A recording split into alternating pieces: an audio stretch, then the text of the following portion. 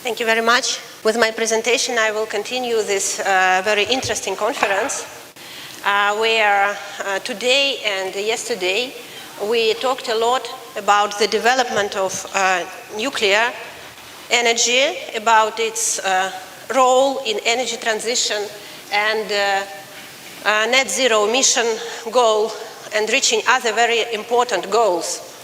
But we need to admit that large-scale development of nuclear energy is not possible without answering the question of what do you plan to do with spent nuclear fuel. And this picture from Taiwan protests shows the very unfortunate case when the operating nuclear power plant had to be shut down prematurely because there was no answer to the question of managing the spent nuclear fuel. And as we all want nuclear energy to be a part of a green agenda, of course, the spent nuclear fuel management should also be based on the approaches in accordance with sustainable development goals. I think we all share this opinion.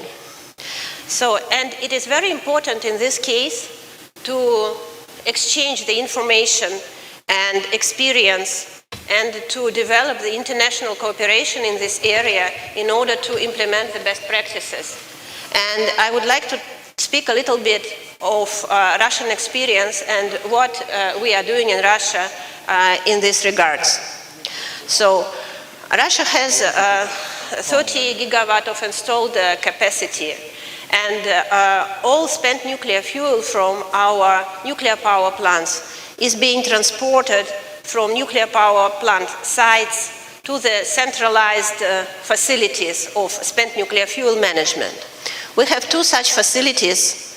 One of them is Mayak in Chelyabinsk, which is in Urals.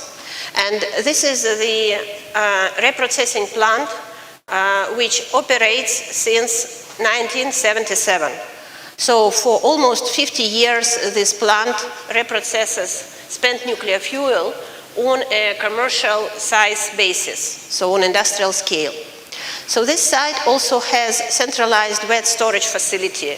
So the fuel is temporarily kept in storage prior to reprocessing. We have also another site called mining chemical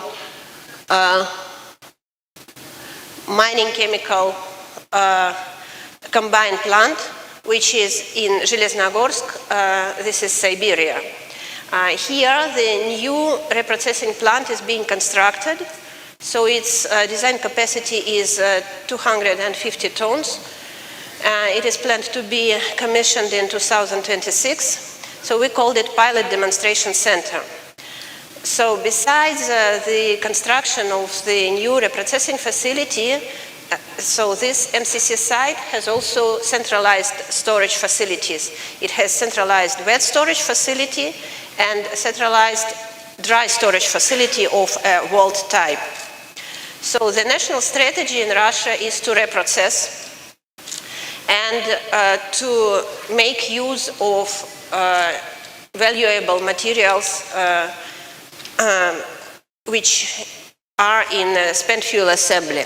And with respect to regenerated uranium, I must say that it is 100% consumed in Russian nuclear fuel cycle.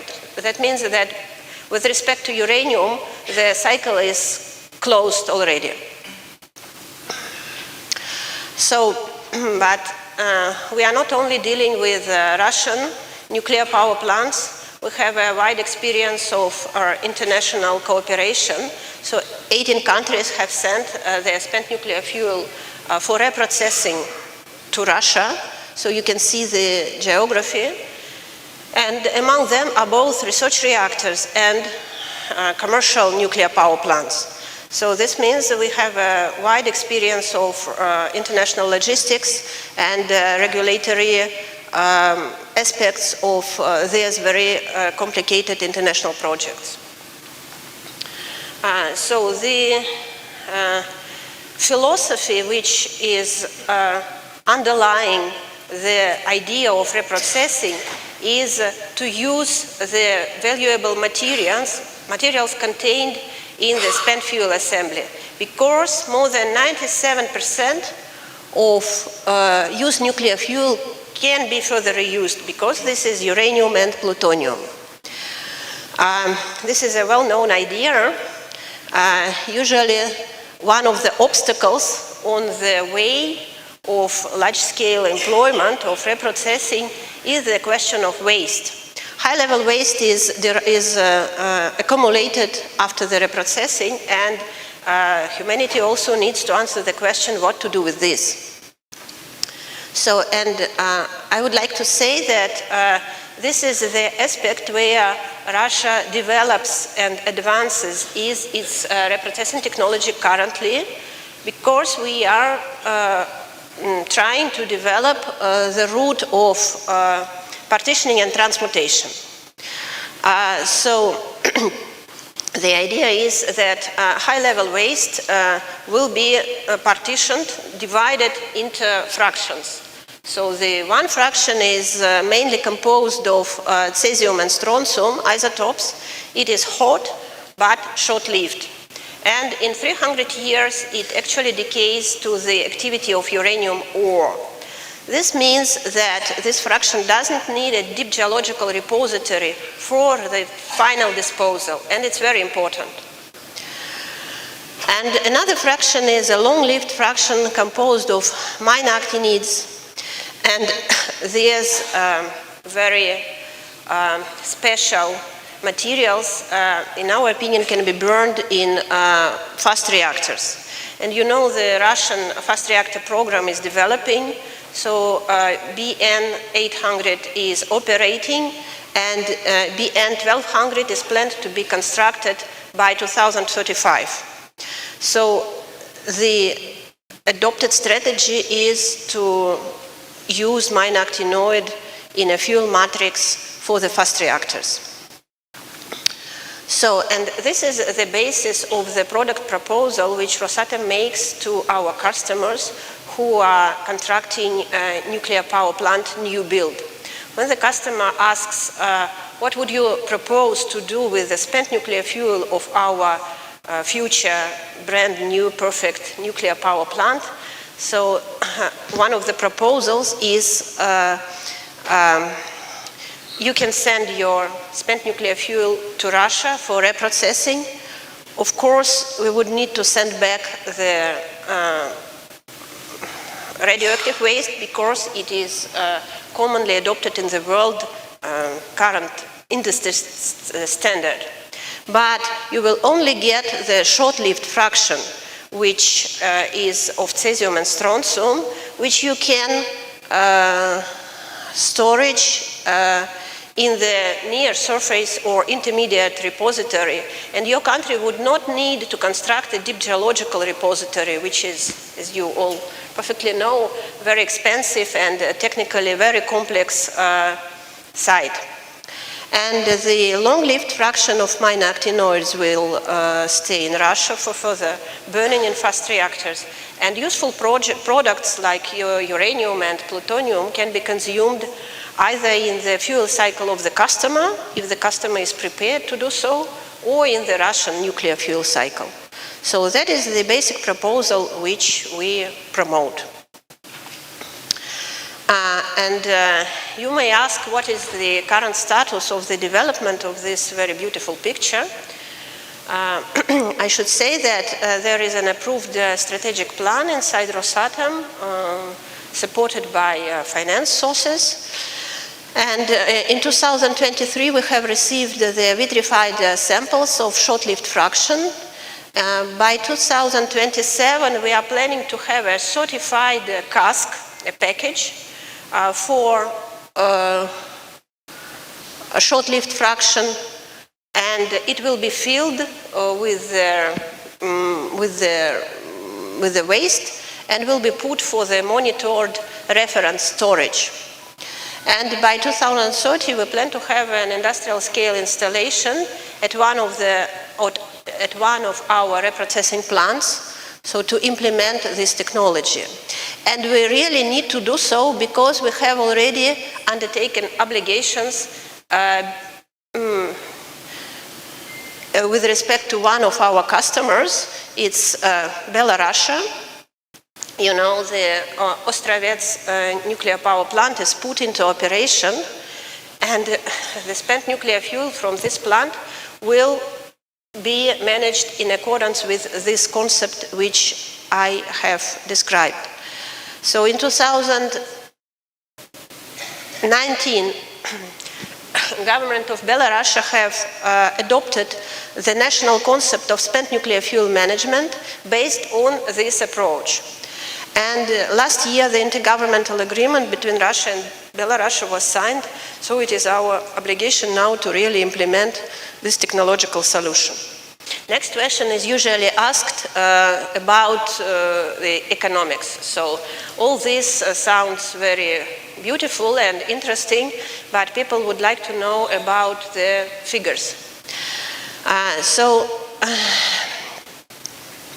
If you calculate the total cost of the option which is presented here in the left column, so this is an open nuclear fuel cycle, meaning that the spent nuclear fuel is stored in the casks for like 60 years, and after that put into the deep geological repository.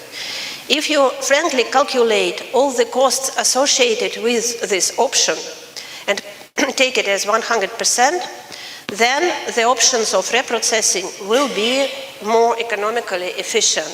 The middle column is the traditional reprocessing without fractioning. It is a little bit cheaper. But reprocessing combined with partitioning of high-level waste, as you can see, so demonstrates a significant decrease in cost. We must frankly say that that is a long-term cycle, because the main input in the first column is the cost of the deep geological repository, which most decision makers elect not to take into account when taking the managing decisions. But if we compare and exclude the cost of this site, then reprocessing becomes a more economically viable solution.